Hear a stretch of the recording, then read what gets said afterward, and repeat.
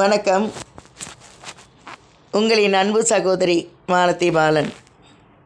இன்று ஒரு கவிதை பார்ப்போமா? எங்கே சுதந்திரம்?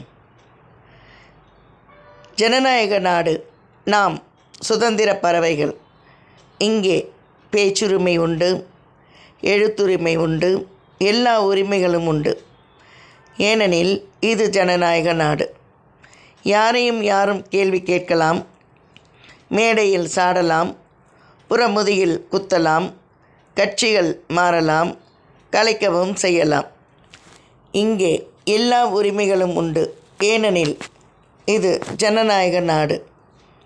இந்நாட்டிலே இருண்ட பகுதியினராய், பேச்சுரிமை அற்ற பதுமைகளாய், சிறகொடித்த பறவைகளாய், எவ்வுரிமையும் அற்றவர்களாய் இறுகி போய் உலாவரும் நாங்களும் ஒரு பகுதியே.